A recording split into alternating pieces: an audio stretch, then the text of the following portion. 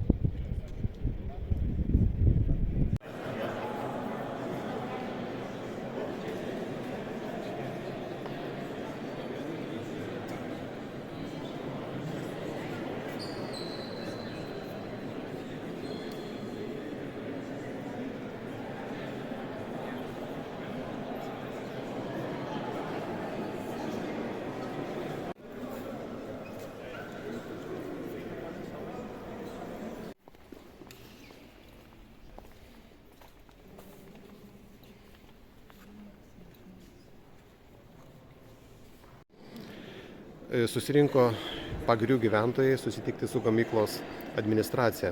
Sakykite, tai turbūt ne paskutinis susitikimas ir ne pirmas. Na, susitikimas tikrai ne pirmas. Iki šiol buvo keli susitikimai tiek su valstybinėm institucijom, tiek su Homonit vadovybė. Taip pat labai nemažai susitikimų buvo mūsų kaip bendruomenės pirmininkų kartu su įmonė. Kalbėjom apie kylančias problemas ir apie tai, kokiu būdu ta gamykla čia buvo pastatyta. Sakykite, ar yra vis tik tai dar viltis, kad gamykla nepradės veikti tol, kol nebus įvertinta poveikis aplinkai ir apskritai visa dokumentacija būtų sutvarkyta? Aš negaliu spręsti, viltis yra ar nėra.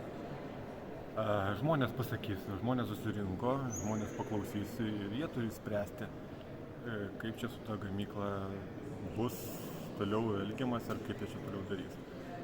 Bendruomenė iki šiol visose teismuose įrodė visų pirma, kad valstybinės institucijos neatliko savo kompetentingo darbo.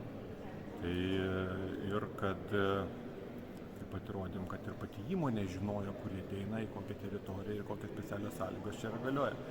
Taip kad vienareikšmiškai čia vertinti negaliu, žinot, kaip ir bendruomenė šiuo atveju tokioj keistoj situacijai. Nieks mūsų neklausė, ar mes norim, ar nenorim. Kitas dalykas, ar čia gal ir nereikėjo klausti, bet galbūt reikėjo atsižvelgti į tai, kokios yra specialios šios teritorijos sąlygos. Ir jeigu aplinkos ministerija dar 18 metais pasakė, kad šitoj teritorijoje tokia gamykla negalima, galbūt buvo prasminga pasižiūrėti tą iš įstatyminės pusės, laikytis įstatymų ir ieškoti kažkokios kitos vietos. Šiai dienai bendruomenė kartu su prokuratūra įrodė, kad vandenvietė buvo mažinama savavališkai. Taip pat bendruomenė laimėjo teismą ir dėl poveikio aplinkai vertinimo. Tai visa, kas įvyko, tai rodo, kad bendruomenė iki šiol savo žodžius pagrindė įstatymiškai, argumentuotai ir įstatymas yra mūsų pusėje. O toliau aš nežinau.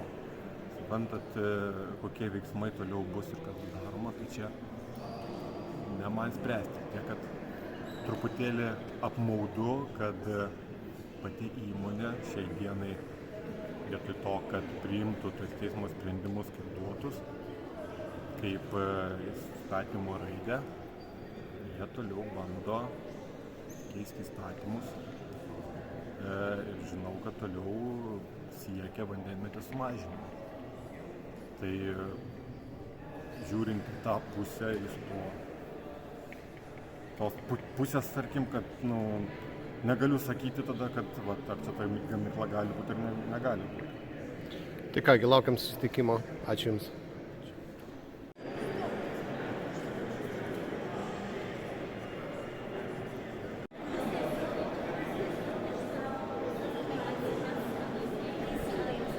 Viskas gerai. Ne, tai ne. Girdėti patogius ir nepatogius klausimus ir juos atsakyti. Jūsų klausimas buvo, kada išrinksite. Taip. Kolegos atsakys, kad neišrinks. Tai kodėl jūs žinote, jeigu jie patys atsistoja, kas atsistoja? Kažkaip atsistoja, paaiškina mums. Jūs man leisite, jie atsistos. Ačiū Jums. Gerbėmieji, tokiu būdu mes turėtume laisvėti, būti visi suprasti. Ką tik išviešo keletą minučių, kurias turėtume.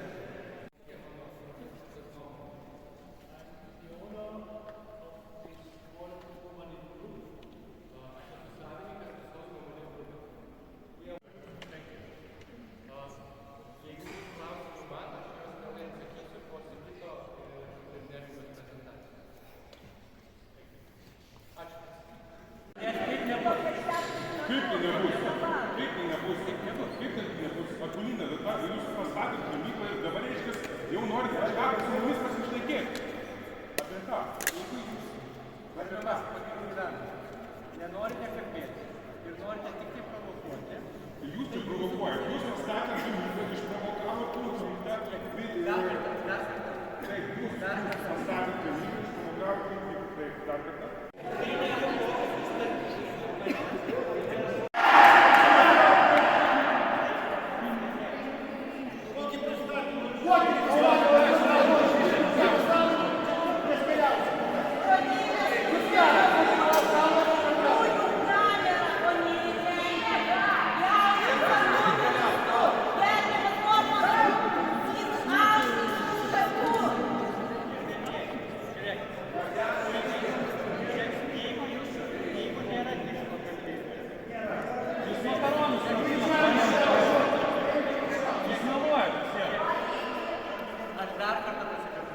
Dar kartą pameluosiu, pameluosiu dar kartą.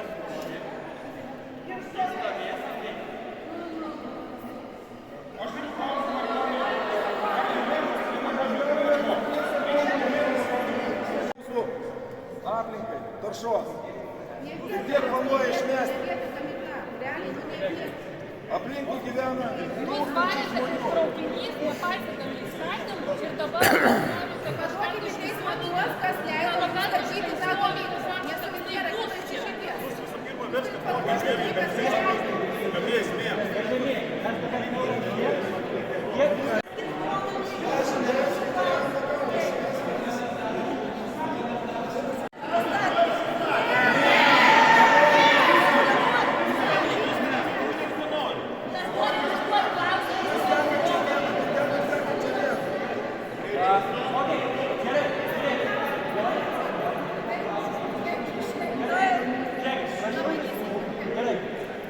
They want to ask questions to you, okay? But Jack, mes tada.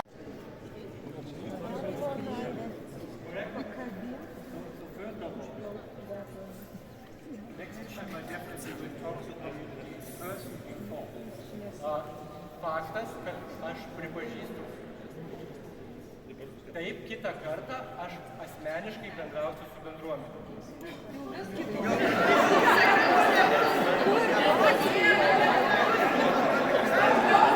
Antras klausimas.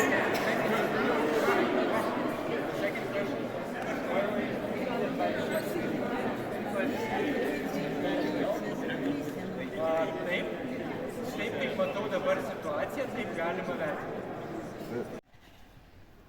Rytoj yra aplinkos apsaugos komiteto posėdis, kuriame bus svarstomi specialių žemės naudojimo įstatymo pakeitimai. Aplinkosaugos kaip yra? Environmental Committee. 106 straipsnis yra bandomas pakeisti tai, kad įteisinti tą nelemtą dizeliną. Pasislepiant po elektros generatoriais, turiu pasakyti teisybę Šarūnai, pasislepiant po elektros skirstymo junginiais, dujomis ir kitais dalykais. Jeigu tas įstatymas bus priimtas pakeitimas, tai ta gamykla čia veiks ir nesvarbu, ta vandenvietė bus sumažinama arba nesumažinama. Aš sakau teisybę, šarūnai, aš nieko neslėpiu. Žmonės turi žinoti.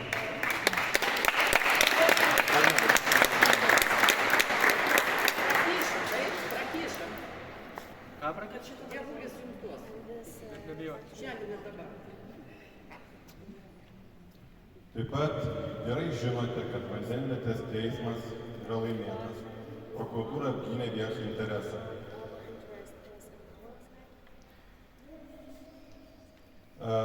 Nesakysiu ir nekalbėsiu, kas kur ką prašė, kas pas ką lankėsi ir ko reikalavo, bet ekonomikos ir inovacijų ministerija davė užduotį Vilniaus vandenim ieškoti galimybių perskaičiuoti vandenvietės teritoriją.